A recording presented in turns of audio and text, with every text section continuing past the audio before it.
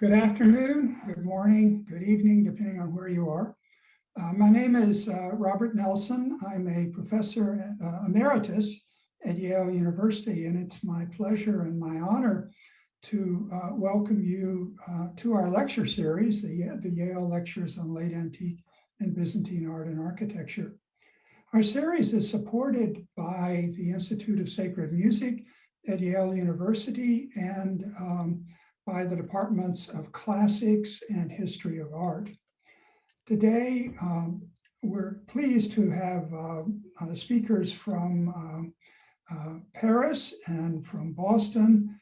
They will be introduced by my colleague, Vasilios Marinas, who is Associate Professor at the Institute of Sacred Music and the Divinity School at Yale University.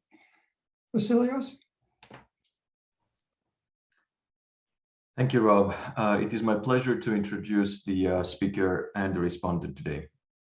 Our speaker, Ioanna Rapti, is Professor of Art History and Archaeology of the Byzantine world and the Christian East at the École Pratique des Hautes Études, Paris Sciences et Lettres, and Director of the Christian and Byzantine Collection and Gabriel Millet Photo Archive. Trained in archaeology in Greece, she specialized in Armenian art at the École Pratique, where she defended her PhD in 1999 and her habilitation in 2013. She was a member of the curatorial team of the two major exhibitions at the Louvre, Armenia Sacra in 2007 and Sainte-Russie in 2010, and co-edited the exhibition catalogs. She has collaborated in several exhibitions and has published on various aspects of Byzantine and Armenian art, primarily on manuscripts, focusing on areas of cultural encounters such as Trebizond and the Armenian Kingdom of Cilicia. Since 2007, she is the editor of the very important journal Cahiers Archéologiques. The respondent today, Christina Maranci, is the Arthur H. Dedian and Arati Ostemel Chair of Armenian Art and Architectural History at Tufts University and Chair of the department. She is a specialist in medieval Armenian art and architecture, including most recently an introduction to Armenian art, published by Oxford University Press in 2018. Her 2015 monograph, Vigilant Powers, Three Churches of Early Medieval Armenia, won the Karen Gould Prize for Art History from the Medieval Academy of America and the Sona Aronian Prize for Best Armenian Studies monograph from the National Association for Armenian Studies and Research. Maranci has worked on issues of cultural heritage for over a decade, most recently resulting in op-eds and essays in the Wall Street Journal, Apollo, The Conversation, and Hyperallergic. And I will call on Professor Rapti to share her screen and start her lecture.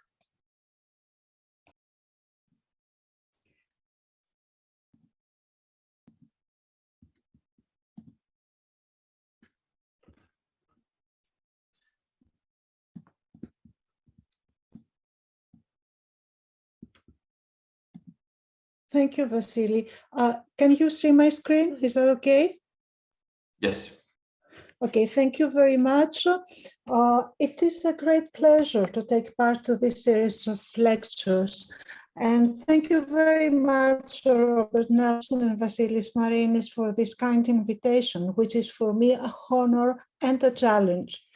I would just add a precision to the presentation of Vasilis. I'm editing the Cahiers Archéologiques with Yannick Durand. I'm not alone.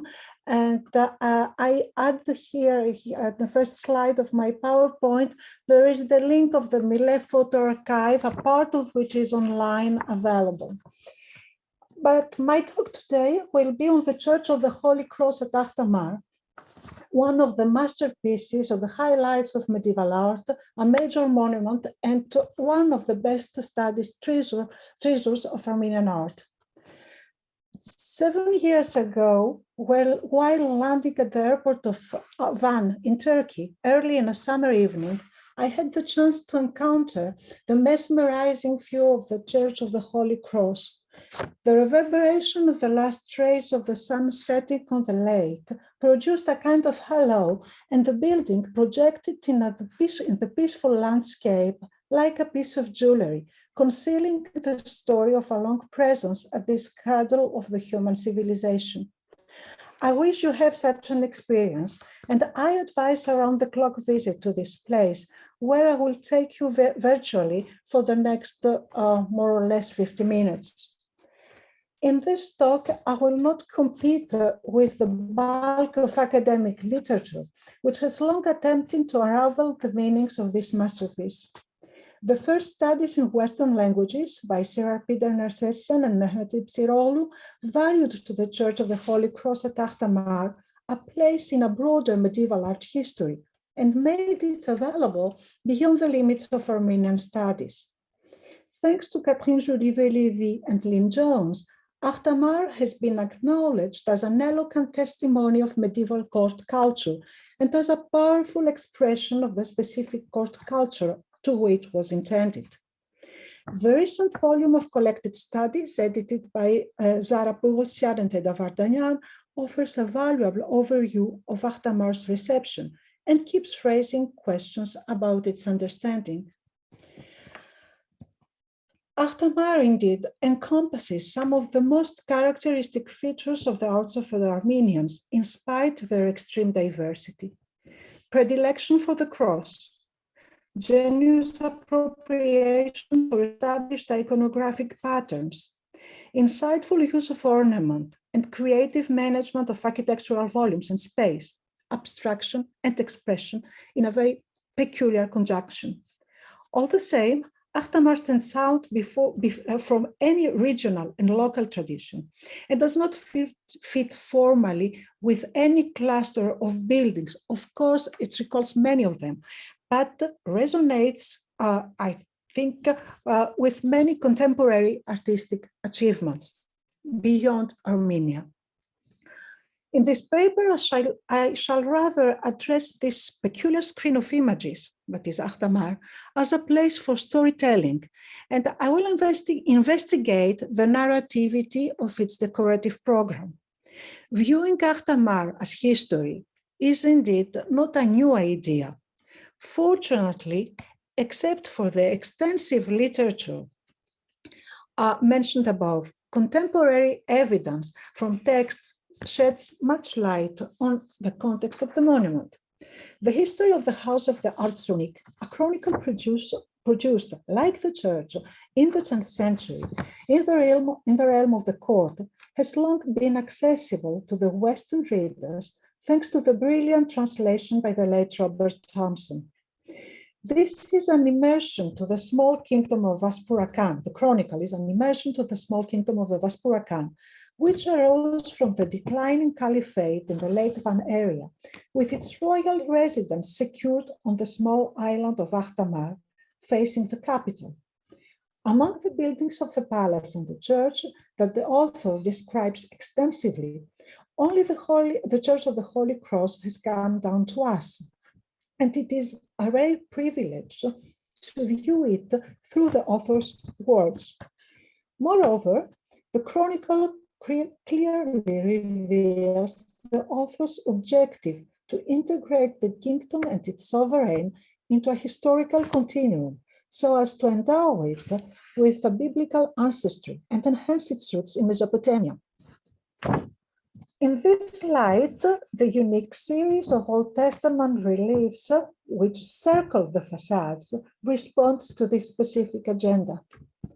So does the presence of the local aristocratic martyrs, victims of the Caliph's persecutions, who were canonized among a series of saints meant to represent unenduring Christianity. I will not deconstruct this reading, but I shall turn my attention and yours to the visual strategies for shaping history through recounting the stories which compose it. The narrativity of Byzantine images has until recently the narrativity of Byzantine images has recently come up as a new strand of thinking in art history. And I think here about the studies of Vicky Foscolo or Roland Betancourt. My presentation today stems from a research program run with my colleagues in Paris, Anne-Orange Poelpré and Sulamit Brodbeck, with the help of a large panel of international scholars. And the topic was late antique and medieval narratives in the Christian world, East and West. A volume out of this series of lectures and workshops is now being published in the series Byzantina Sorbonensia, forthcoming next spring. Elaborating visual language of power is not a peculiarity of the Kingdom of Vaspurakan, but a common strategy for major royal commissions in Armenia and Georgia, and Byzantium, of course.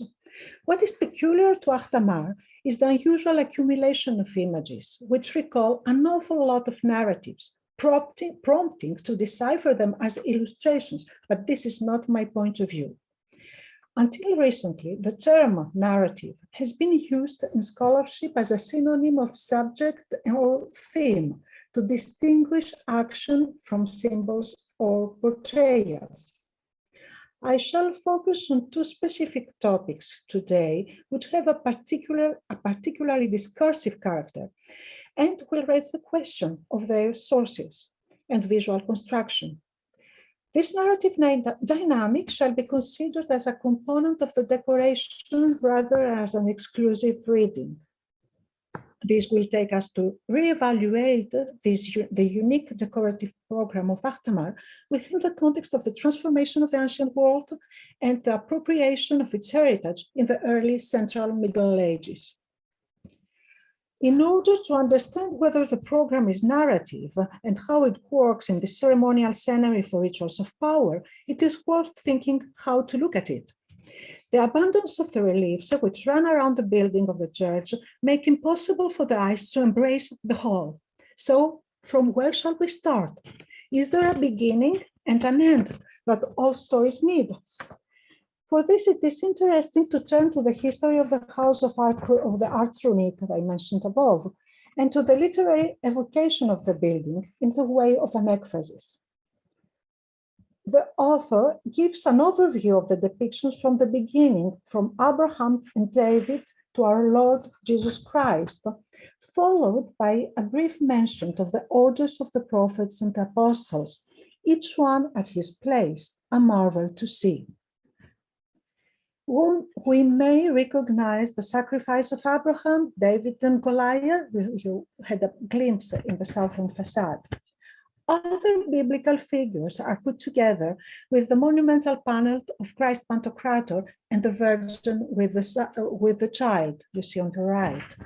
The chronicle moves with increasing precision to the upper registers, which are denser and without inscriptions, and guides the gaze as it suggests an encyclopedic character of the representation of the faun. The author states the pleasure that the view of the birds and the beasts struggling for existence provides to the wise man contemplating them. The author finally raises the gaze to the detailed upper section filled with harvesters, animals, and reptiles, which reproduce all specimens. Again, an encyclopedic perception. Then he spots at the pinnacles and focuses on the western facade with the Christ Pantocrator and the king. The figure of the latter is the climax of the evocation, characterized by his proud piety, this was a quote, associated to the plea of the king for pardon. The latter point rightly stimulated the curiosity for the specific circumstances referred to, and it is tempting indeed to think of Gagic's, the king's, allegiance to the caliph, as Lyn Jones has convincingly demonstrated. But is this very scene the only reason that the designer of the program has called the entire world? In the chronicle's view, secret and secular merge in the decoration, where the human life cycle meets the teleological expectation for salvation. Yet the text is intriguingly silent about the impressive eastern facade, that you had before. The eastern facade is here, and the text is strangely silent about this facade, where the feasting ruler is aligned with the Christ-like figure of Adam. More surprisingly, the author does not take his eyes to the interior of the church, where the story of the creation and the fall runs around the drum. As an insight for this, I would turn to the very beginning of the book. There we find a long account about the ancestors of humanity traced back to Adam, whose bones are said to have been preserved in Noah's Ark and translated eventually to Golgotha. Without insisting on the ecclesiological implications of this lineage, the author begins his account, the history of the kings of Aspurakan, by the forefather of the humans. Perhaps this is the story, and the topic did not need to be repeated or reminded again. This observation may be of some help about the sense of viewing, the images. In literature, the starting point varies from one work to another. The Western facade, with the image of the royal donation, was indeed one possibility, mainly for the users of this Western entrance. The king entered from the gallery on the south, where is now the porch, which connected the palace to the lodge set in the southern gallery on the upper level. This provided a reading in medias res of the biblical story. The king entered between the stories of Jonah and David. The narrative order of the entire chronicle of the Ars Runic somehow parallels the trajectory of the sun, which rises illuminating the Christ-looking Adam and the feasting king. I would not consider that these three potential readings are exclusive, but they rather supplement each other. Adam is the only thing depicted inside and outside, all around the three facades, in painting and sculpture, at the core of a fine dialectic between the church's facade and interior space. The painted decoration, often praised for the lavish colors, which are still perceptible, has somehow remained in the shadow of the originality of the reliefs. It is worth thinking of their possible resonances and take into account the deliberate repetition of the same story twice, that of Adam and Eve, inside and outside, in painting and sculpture, for the shaping of a narrative. Let's start.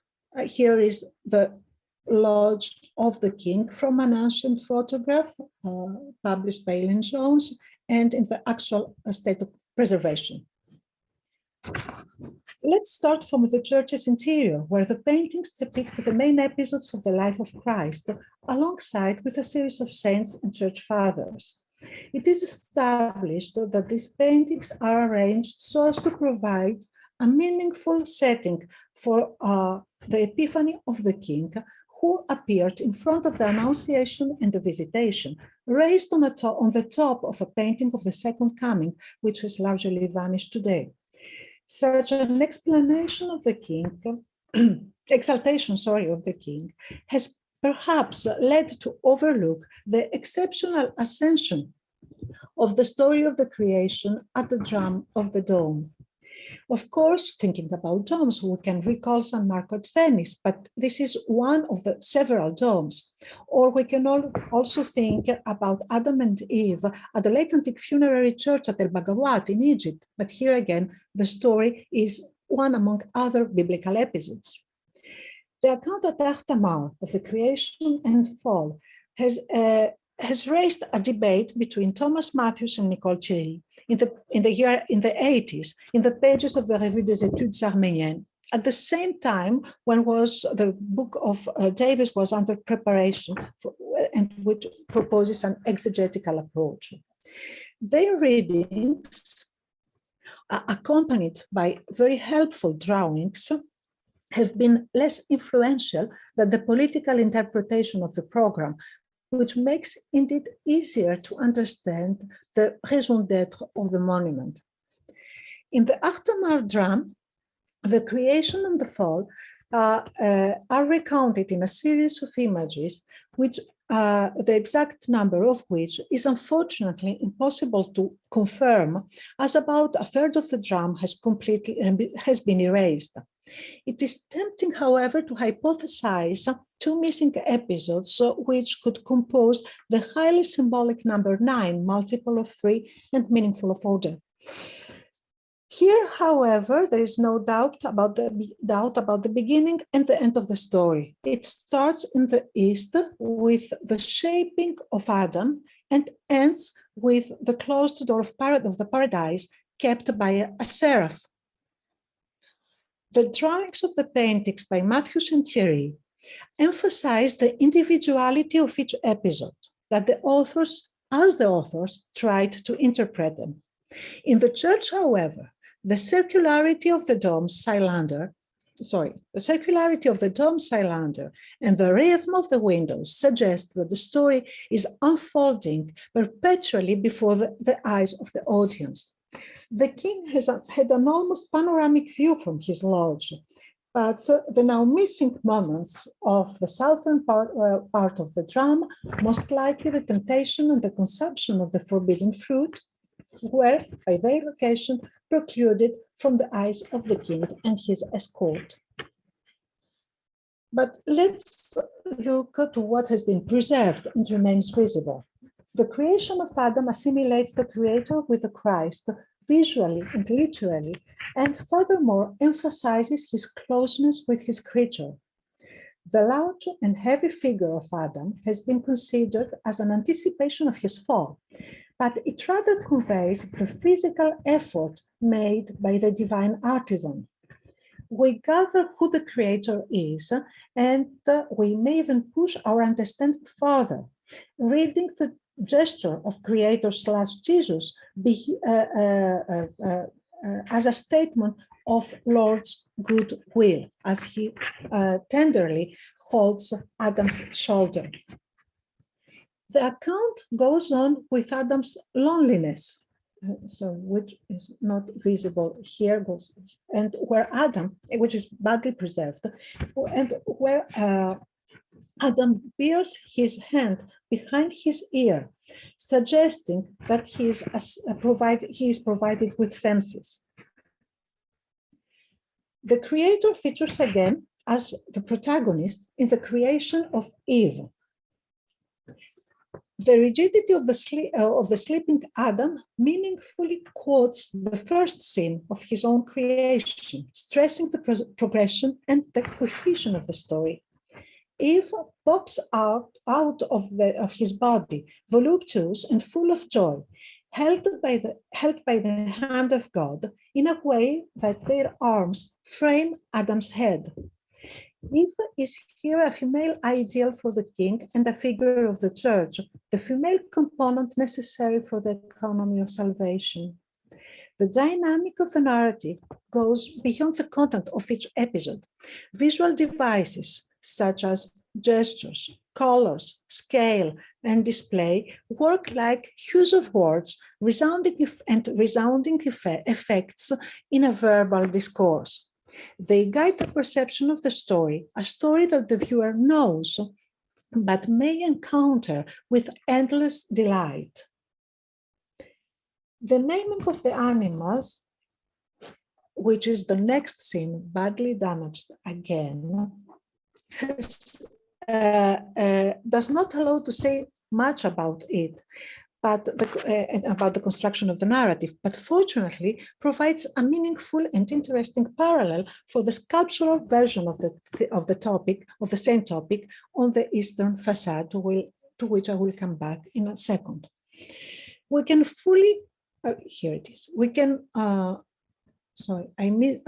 we can fully appreciate the care for the narrative at the northern part of the drama, where the Lord reprimands his creature after the fall, after the sin. The composition is organized around a niche which separates the creator from the protoplasts, who cover their nakedness with leaves. Turning their faces to the left, in the direction of God, they point their index fingers at the cause of their crime. Adam accuses Eve, who blames the serpent. The serpent raises proud on the right, above the following niche. The distance between God and the first man and woman, who are now closer to the serpent, is further emphasized by the frontality of the Lord, who addresses his reproaches to the guilty couple with his hand outstretched, but without looking at them. Despite the relative simplicity of this iconographic formula, the composition vibrates with the tension of the final encounter in the Garden of Eden. The first man and woman are no longer placed under the protection of the divine name as during their creation. The inscription spells their name out as a verdict of their guilt. The successive gestures of accusation echo, of course, the text of Genesis, while the proximity of the serpent, proudly deployed, marks its victory. The hybrid form of the beast has often drawn attention, especially because its resonances with apocryphal accounts, which attribute to it wings, tongue, ears, and legs that it lost after the Lord cursed it to be a reptile. The large, colorful figure of the snake, or in the shape of the Sasanian Sun works here as an interlude in the story. In a textual narrative, it would have matched the elaborate description of this mighty beast. It also marks the special limit of the paradise, opposed to the aridity of the exterior, where the action continues, oriented from left to right, according to the circular dynamics of the drum cylinder. Once again, exploiting the cavity of a niche, the angel propels himself over it to push Adam and Eve out of the garden. And you see them expelled here. The angel's wing, symmetrically opposed to the sun-move's tail.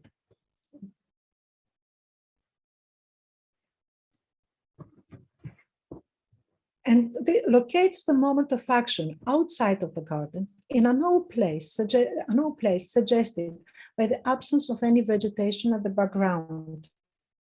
The circular arrangement, however, brings the story to an end and closer to its beginning, on either side of the last scene, the closed door of paradise.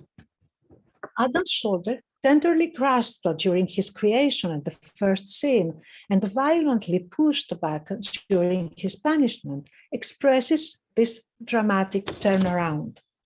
Only Adam's head has been preserved, bowing down as the angel is carrying out the sentence of expulsion. Tom Matthews has suggested that the angel mitigates the curse and saw Adam's expression as a call for mercy.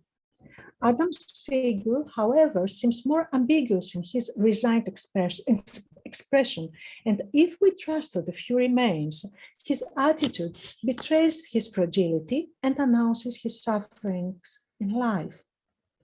The circular movement is in line with a cycle of grace and sin. The closed door of paradise, guarded by the solemn and static image of the seraph, stands as the end of the story and marks the beginning of human history, which governs the economy of salvation throughout the church space. Let's now turn to the exterior. Two sets of reliefs, inspired by Genesis, feature Adam alone or with Eve. These episodes correspond to two different moments in the Genesis account, as well as in the painted story of the creation. Adam naming the animals on the eastern wall and the temptation on the north. The location of Adam naming the animals gives him special emphasis. Aligned with the figures of St. John the Evangelist and the Feasting King in the vertical axis of the facade, you have just seen it, Adam stands out in the middle register of the reliefs above St. John the Baptist and Gregory the Illuminator. His Christ-like face inscribed in a large medallion makes him an icon of the first man that the sculpture shaped in the image of the Creator. This authoritative would be of a purely symbolic function without the inscription, and Adam named the beasts and wild animals that you have written on the left part of the clippers. This is the only verbal phrase in the entire program. The inscription defines this register as the stage of action. Action extends over the heads through the hands flanking the medallion of Adam and beyond, all around the frieze in the animal busts which circle the building. The Syriac inspirations evoked by Tom Matthews in connection with the paintings could have been justified even more for this composition. The central position of Adam seems to quote in an innovative way the transition of the paradisiac pavements, paradisiac pavements of the churches of Apamen, where Adam appears in majesty, like a philosopher or teacher among animals. And we can, of course, think of the same image in the Bargello ivory plaque in Florence, of which I don't have put a slide. The idea of the great cosmic space shifts in Achtamar from the pavement to the elevation of the church, according to a more general development of the perception of the holy sacred space in the high Middle Ages.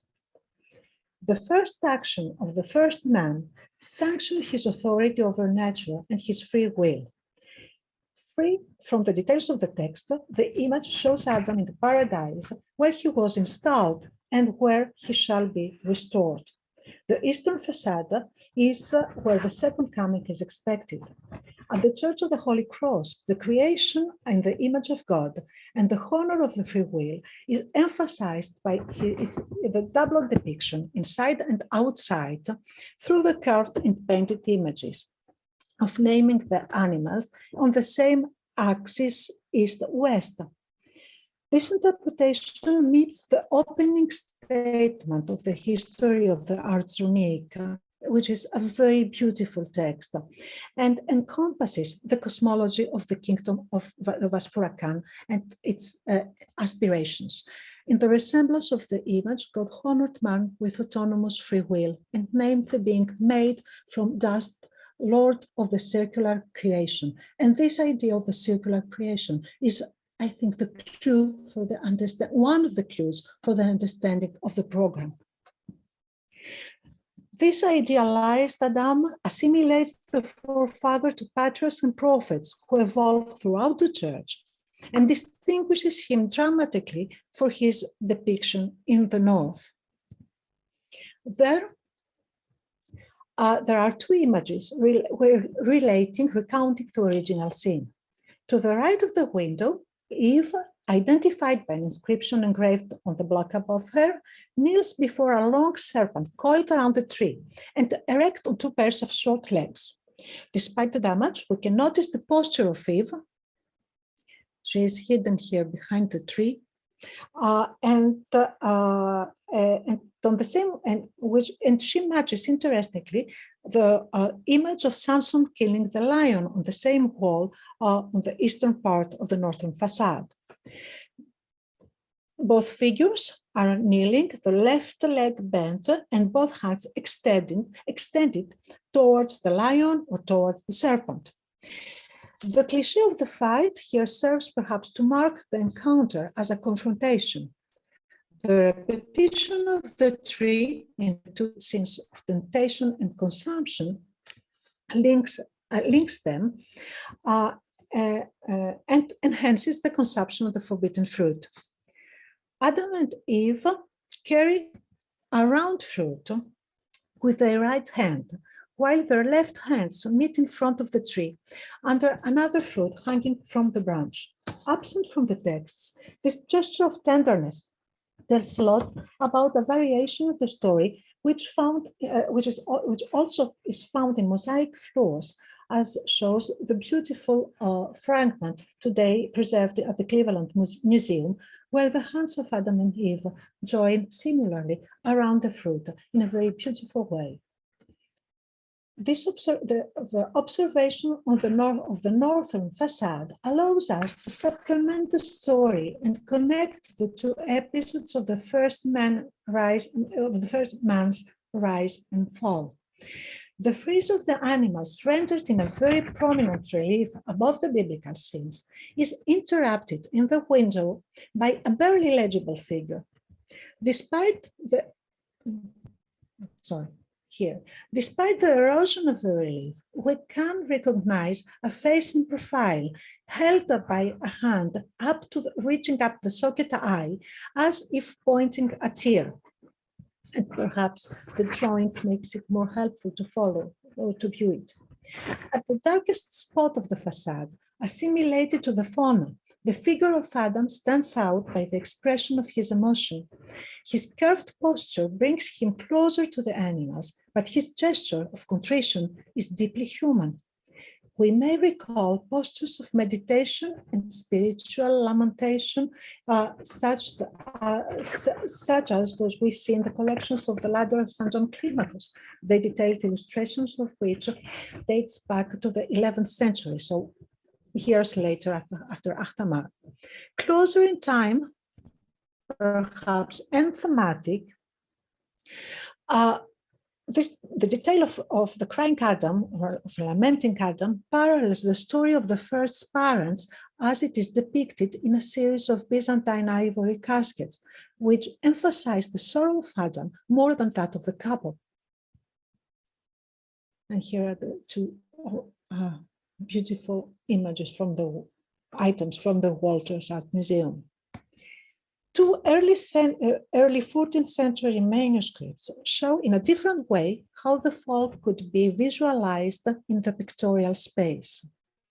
Like the rejected protoplasts in the margins of the pages, Adam in Achtamar is rejected to the same level of the fauna at this dark point of the northern facade, where I had the chance to see him lit by a ray of late daylight in July 2014.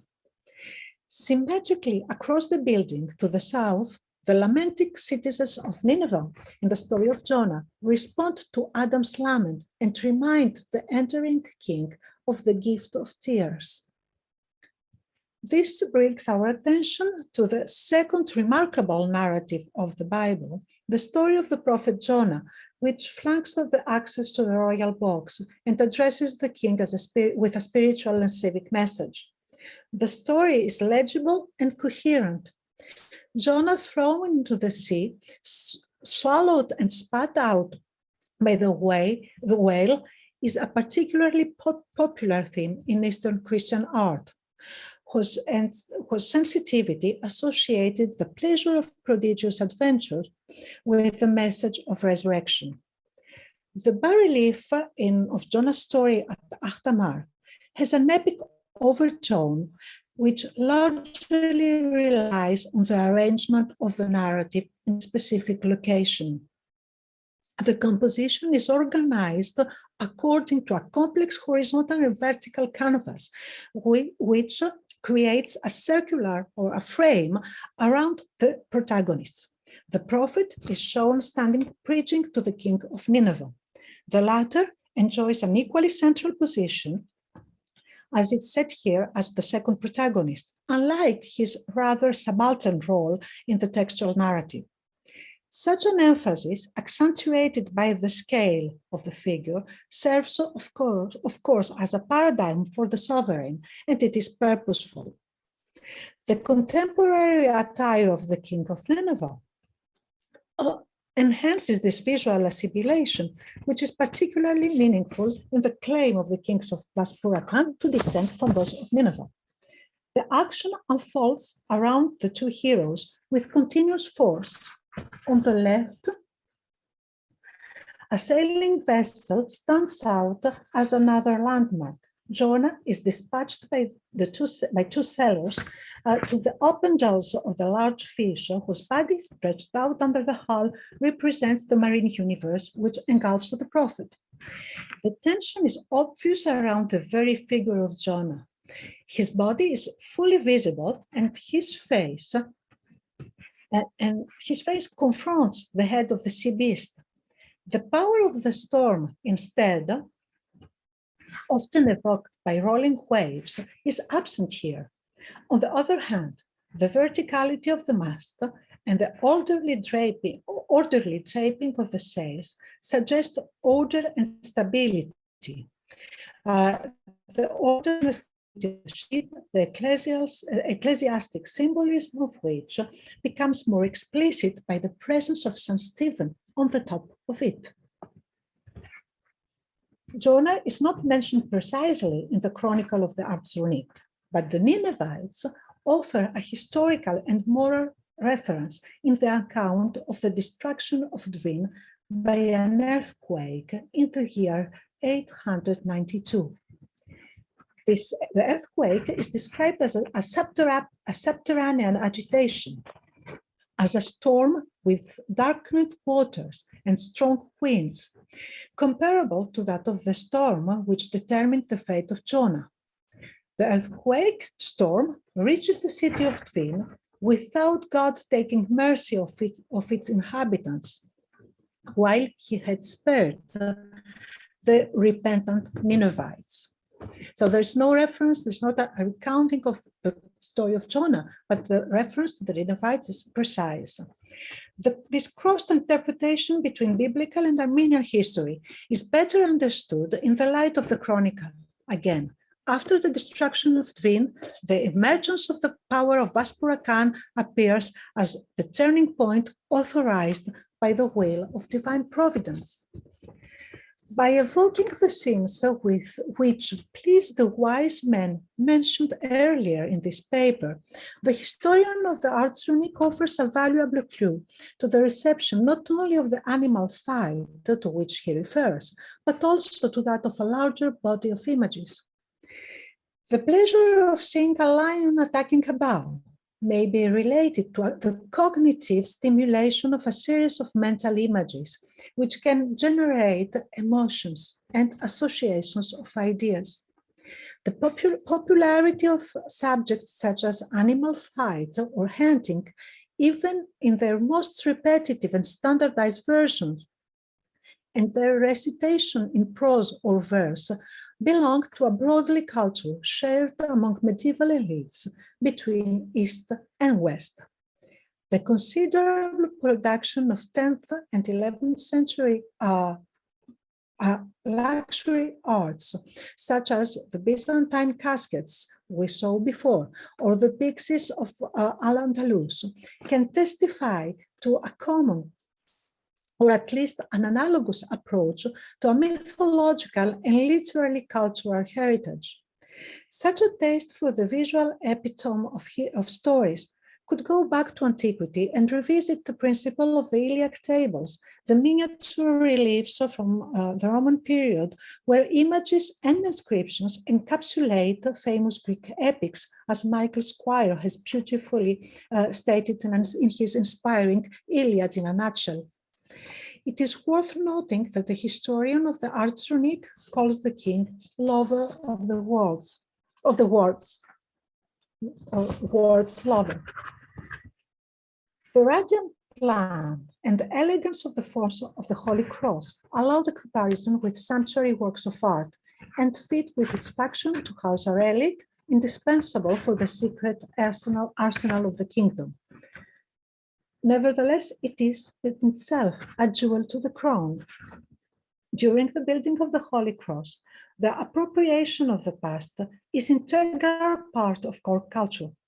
In this respect, the history of the Ars Runic may be paralleled to the epitomizing character of the homilies of Gregory Nazianzus, the famous manuscript Greek 510 at the Bibliothèque Nationale at the National Library of France, produced under the patronage of Patriarch Photius to celebrate the reign of Basil I.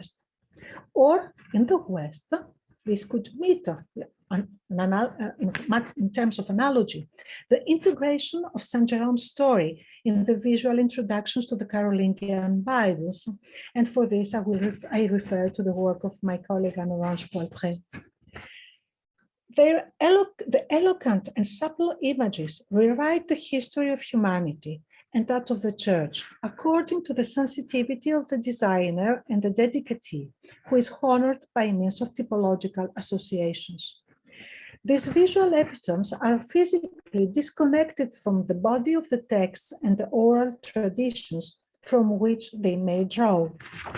In Ahtamar, the narrative is essential to the ecclesiastical, courtly, and political function of the monument.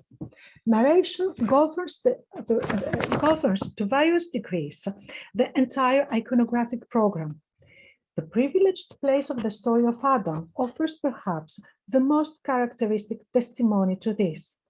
The story of the first man is perhaps the less dramatic and marvelous than the stories about conquering kings and biblical heroes, which conveyed princely values and the audiences enjoyed in celebrations.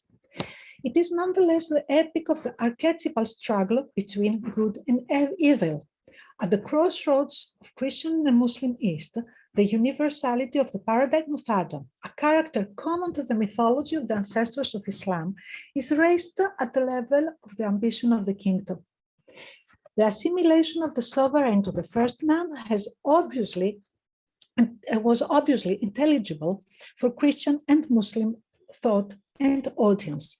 In this time of rebirth of the Armenian kingdoms, contemporary to the renaissance of the Byzantine Empire, the narration of Adam's creation and fall emerges as the ultimate call of the ancient biblical culture, whose heritage is still alive, at least for a part of the literate class of wise men, those who, according to the chronicle, enjoyed the images of finding animals as a delightful performance. The character of Adam and the person of the sovereign intersect, oppose, and finally assimilate into a philosophical equation which does not fail to encompass the entire humanity. The Chronicle of Ahram Rabun, composed in the court of Cilicia in the third quarter of the 13th century, much later, recalls the creation of the Armenian kingdom as the turn of the century, at the turn of the 13th century, and it presents it as the restoration of the paradise that the Armenians lost when they exiled from their ancestral lands in Vaspurakan and Greater Armenia.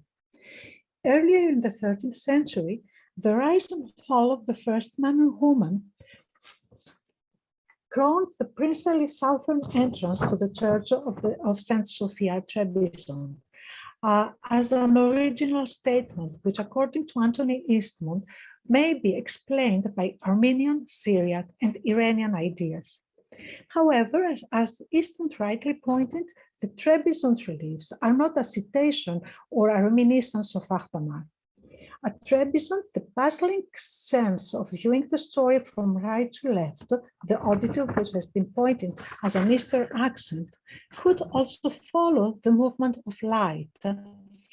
And perhaps the movement of figures could suggest the movements and match the significance of the Eastern and Western facades. Furthermore, as condensed above the entrance, the narrative here works as a marker of sacredness, to which responds typologically the cryptic reference to the restored forefather in the interior of the arch, connecting the prothesis to the main apse in the sanctuary. The circular dynamic of the rise and fall, grace and sin, has vanished, but may be perhaps restored in what we can read as a sundial in the middle of the panel.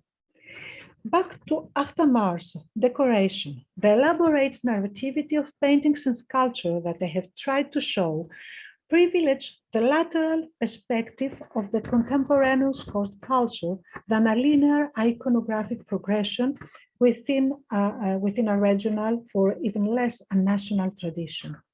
Like the Paris Gregory, Ahtamar epitomizes wisdom through paradigms of facts and appropriates the use of stories as a favorite means of education and leisure. Except of the claim of biblical origins emphasized in the Artsonic Chronicle, the Church of the Holy Cross reflects an encyclopedic and human-centered cosmology, which may have kept irrigating at least parts of Armenian lands through their connections with the Eastern Christian communities in Mesopotamia and the Muslim East, and through the permeability and thanks to the permeability of medieval court cultures and ideas. Thank you very much.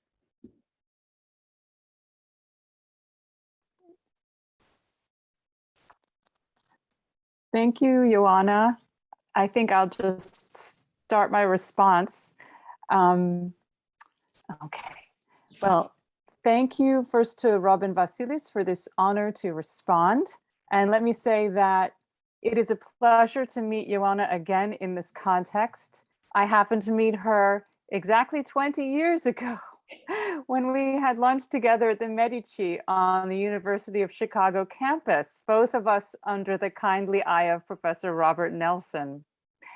Since then, we have met on several memorable occasions, perhaps the most memorable in 2016, when we were both in cars together on the night of the attempted coup, which we had nothing to do with, let me add. I want to begin by putting Ioana's presentation into the larger context of her work on Armenian art, on manuscripts, on monumental sculpture, and on image theory, for example.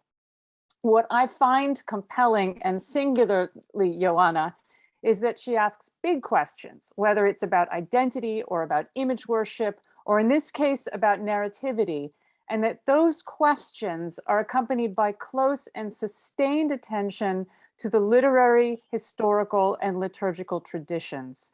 And that these traditions are thought with, not just to explain the visual phenomena. And indeed, the heart of her work is close looking, but it is an erudite and informed looking, perhaps like Gagik himself. And for this reason, I'm always grateful to learn from her. So today, Ioana's presentation concerned the truly remarkable church of Akhtamar, located on Lake Van, rising up from the water like the Ark of Noah, like Igor Dorfman-Lazarev compared it with these animal heads projecting out as if from the windows of the Ark.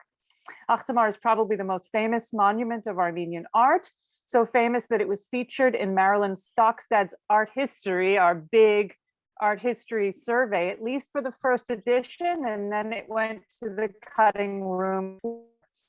But both before and after the strange event, as Ioana has told us, specialist scholarship has produced important works on the monument from C.R. Peter-Nesessian and Lynn Jones, and now the excellent edited volume by Zara Pogosyan and Edda Vardanyan.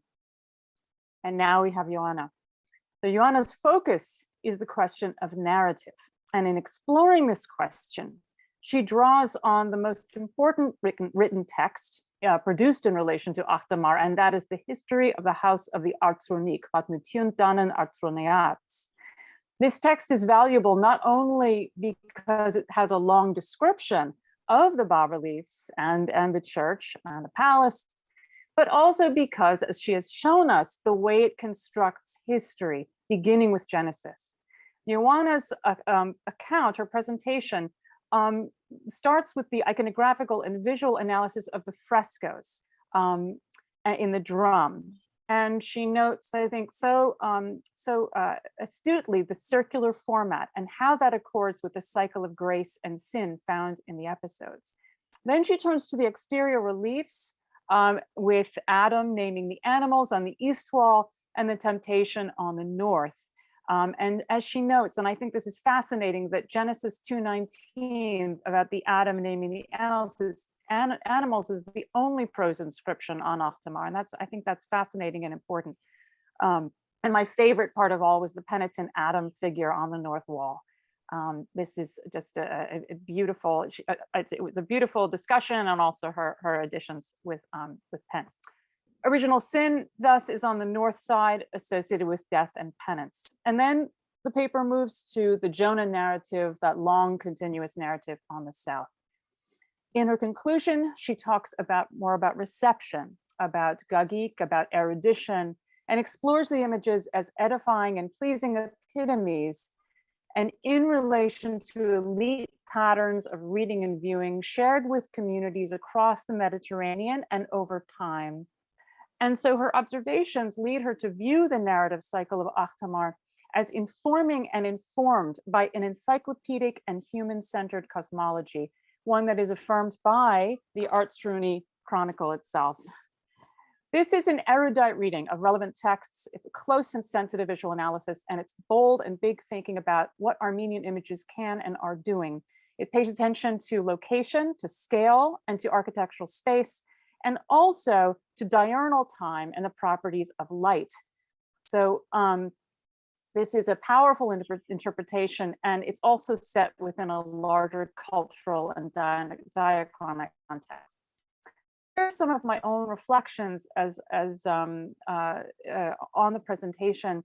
I'm so compelled and persuaded by the historiographical approach, that is the using the testimony of the history of the House of the Arts Runique, and by Ioanna's, the way she uses it and the terms she uses, literary terms, ekphrasis, epitomes, encyclopedism. I found that very compelling.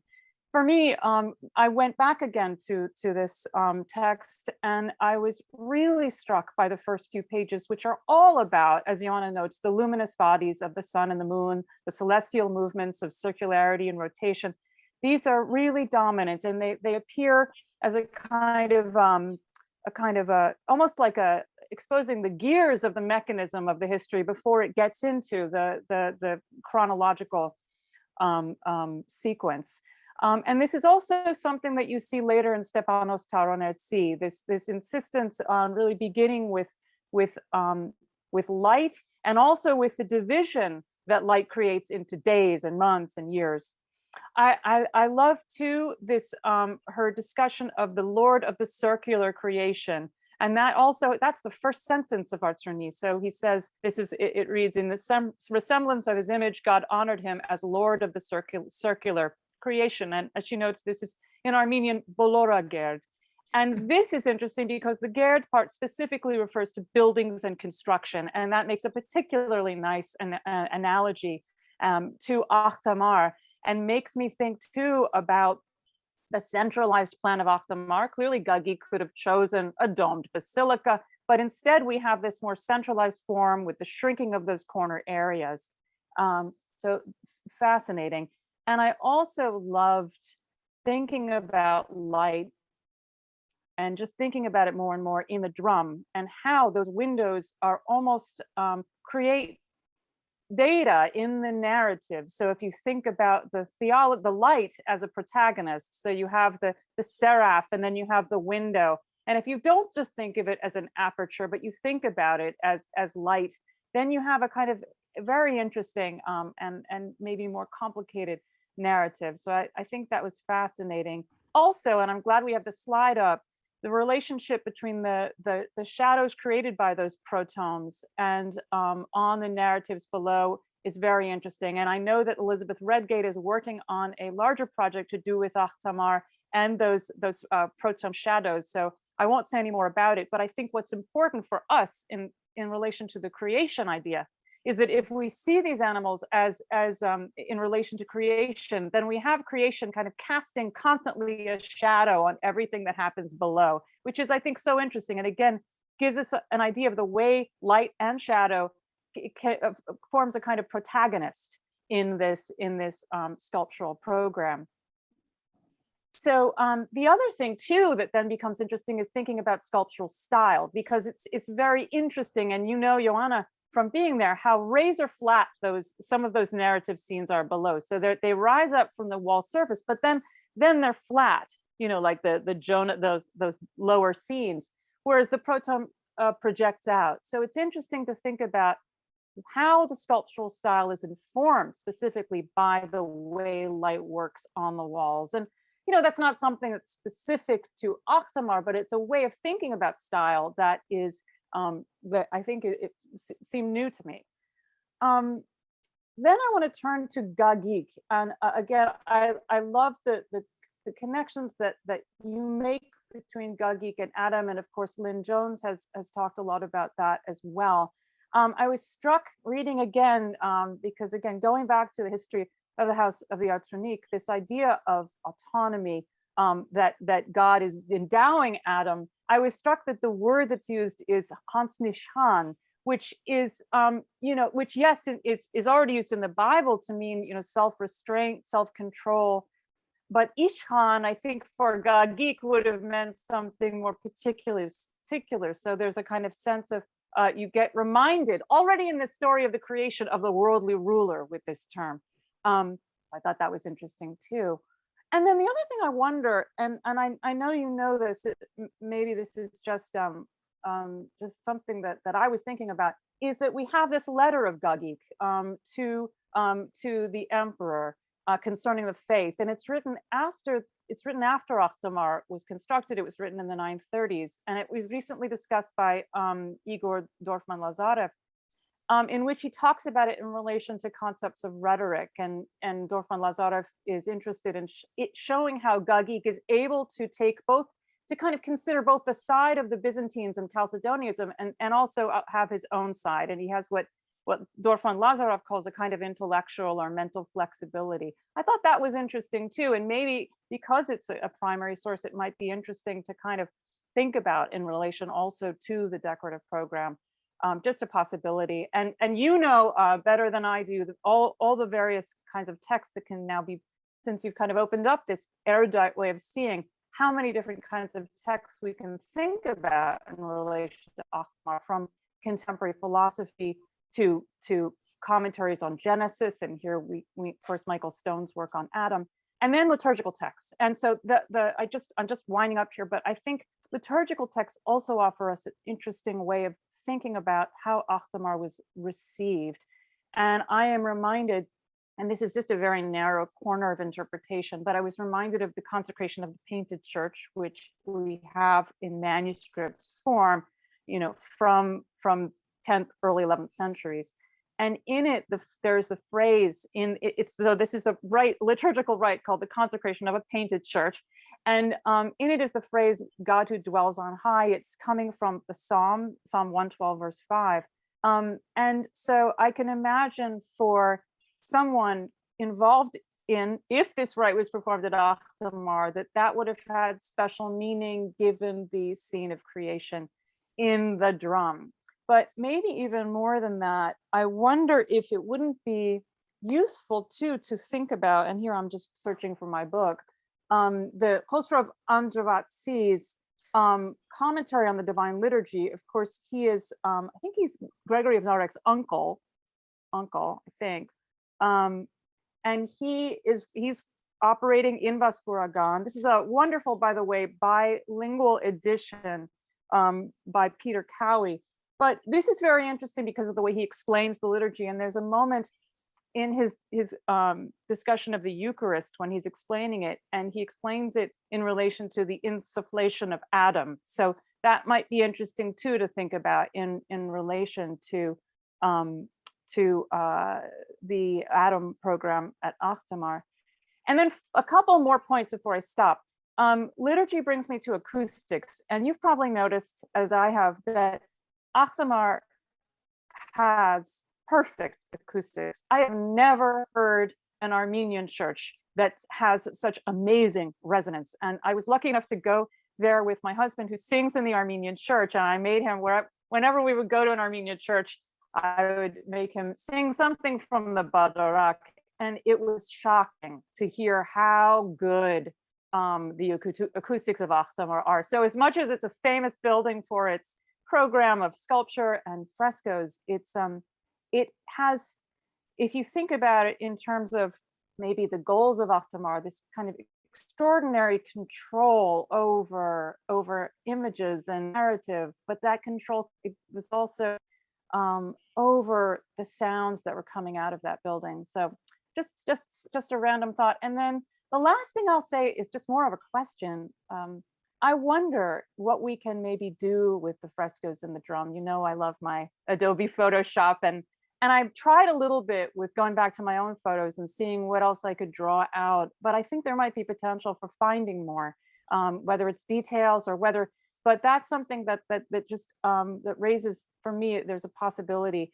And just with that, it's interesting too, thinking about Matthews and Thierry, and how different their line drawings were and how much more detailed Thierry's were.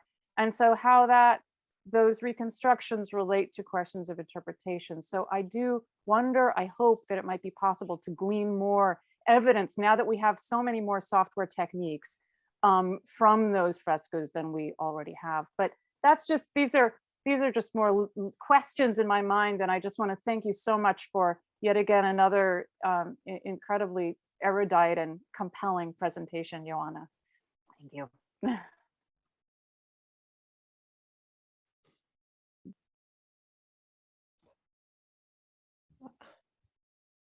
Are we supposed to talk? I think we're supposed to have a conversation. I don't know, but whatever.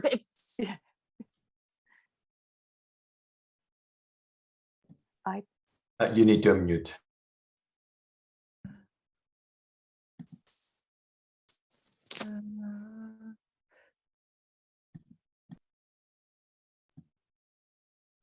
I think you have.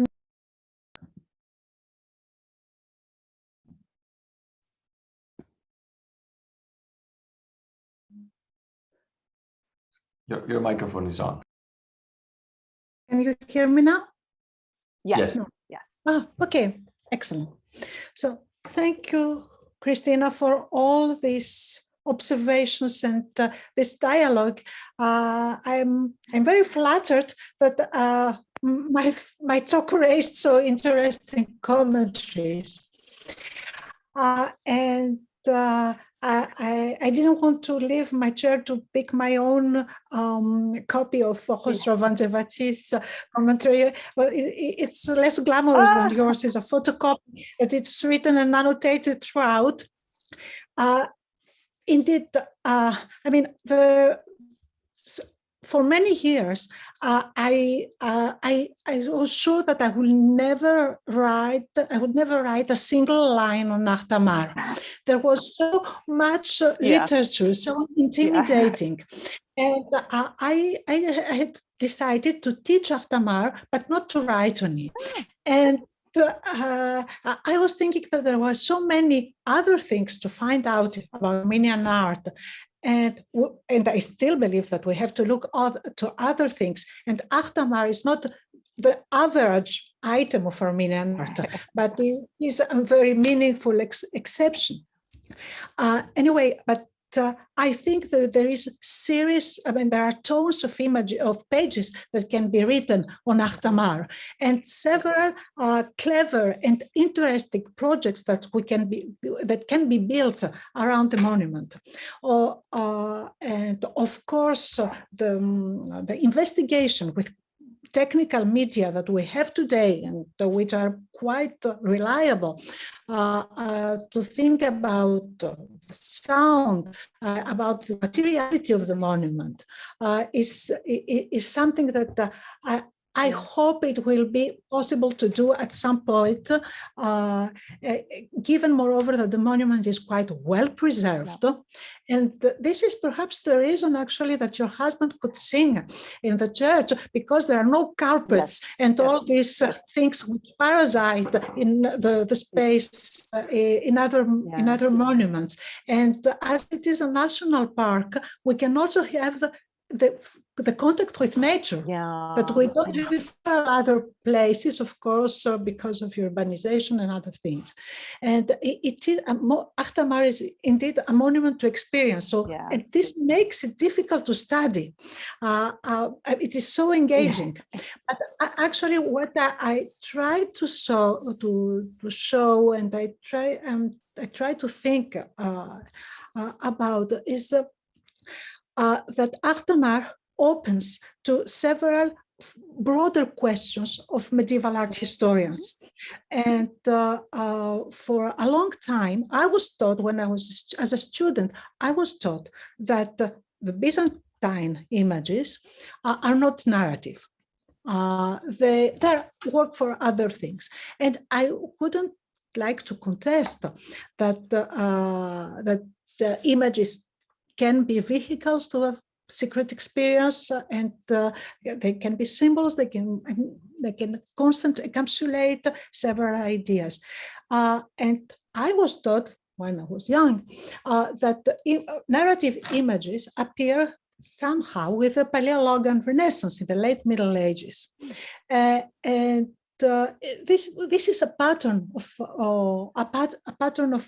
understanding art history, and actually looking at Tamar or looking through East and West, it is interesting to see that narrativity is not a fixed notion or a fixed idea.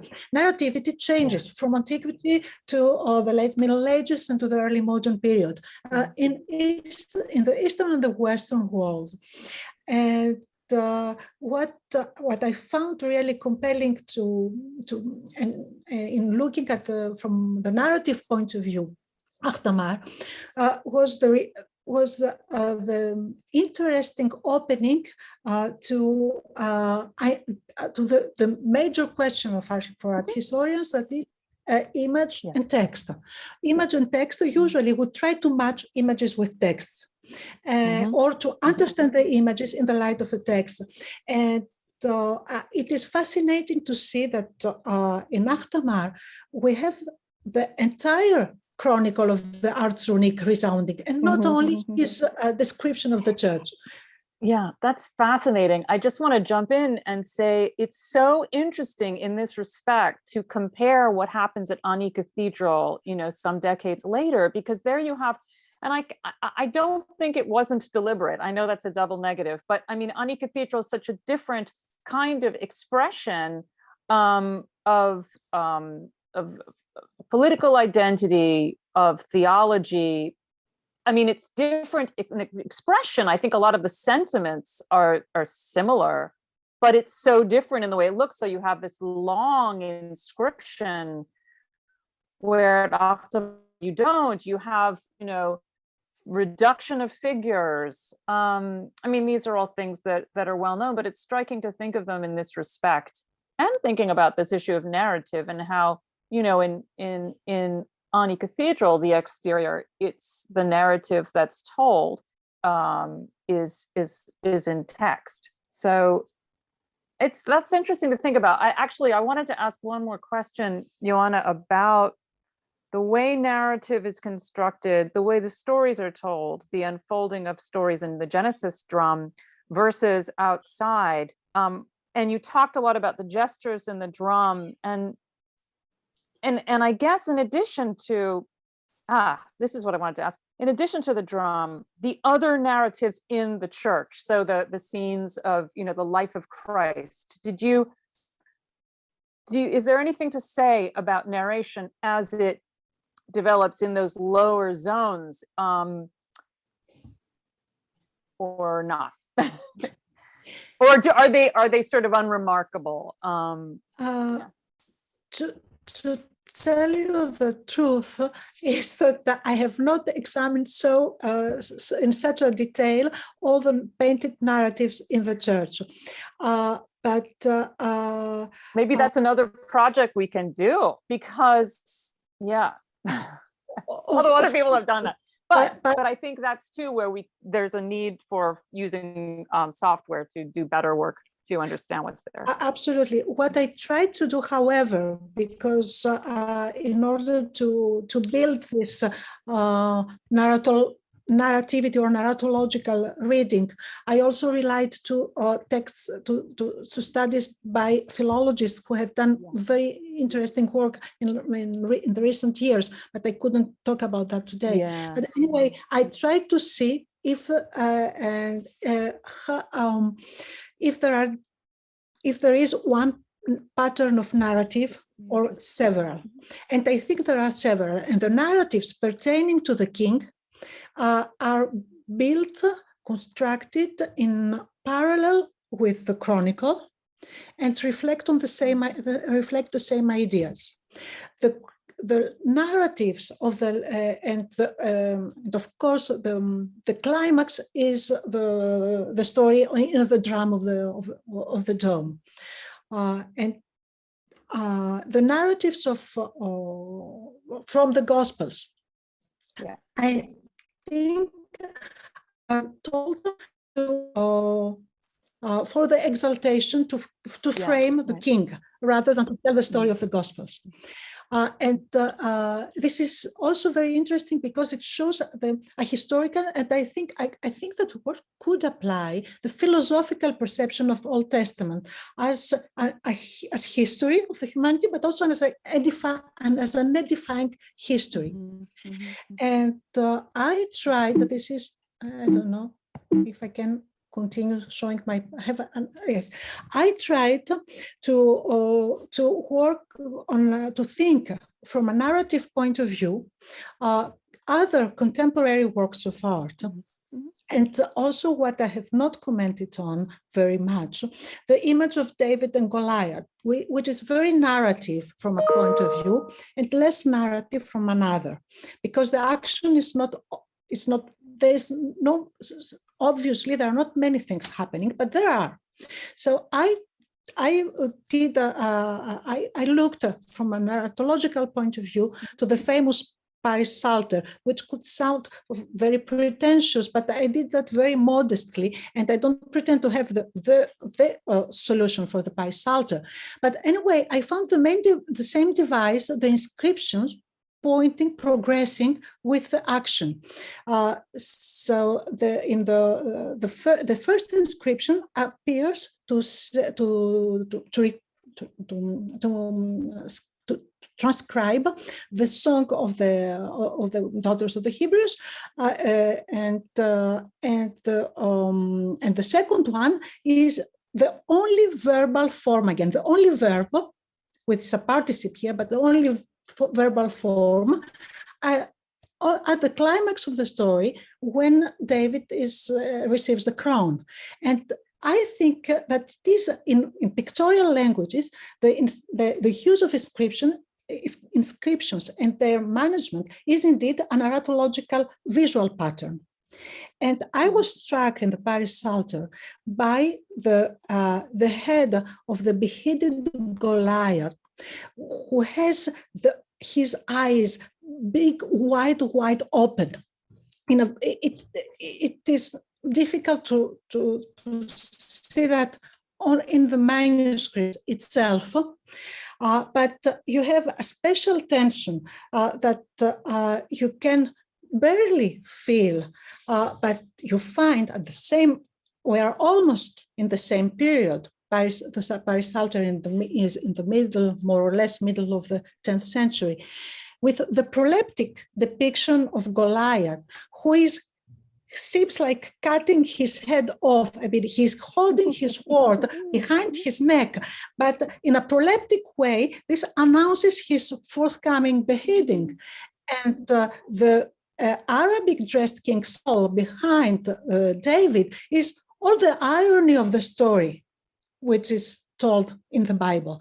And there is no the dramatic tension or the sound that we can feel in the Paris miniature, but you can see the fear personified by the animal crouched in the middle of the scene, suggesting what these wise people who knew how to look at images could feel looking at this. I have to say the animal dimension is so interesting throughout. How animals were understood, and that's a whole other realm of inquiry, but the pleasure in animal fights, the animals around the drum in relation to the scene, the animals outside the drum in relation to the creation scene on the inside is interesting to think about. The animals all around Achtamar, as you know. So, but I love that idea of the animal between David and Goliath expressing that. I hadn't thought about the animals in that way. You know, I'm so used to sort of seeing them as sort of. We can't apply a significance. It is a risk. We can't say that each animal is meaning something specifically, but they are plenty part of the action in the program. Yeah. Great. And what I tried to to show that Ahtamar is not so isolated as we could think. But I believe that in our days, in a post-Weizmann era, we know that images that do not copy precisely each other. Yeah. And comparison may go beyond formal characteristics and the geographies we have learned of. Right. We have built according to modern borders or modern notions of cultural identities. Yeah. Hmm. What else? I think. Thank you. I want to come on and congratulate both of you, Joanna, for excuse me, an excellent paper, and then Christina for bringing out resonances of the paper. I love the discussion of light and sound, and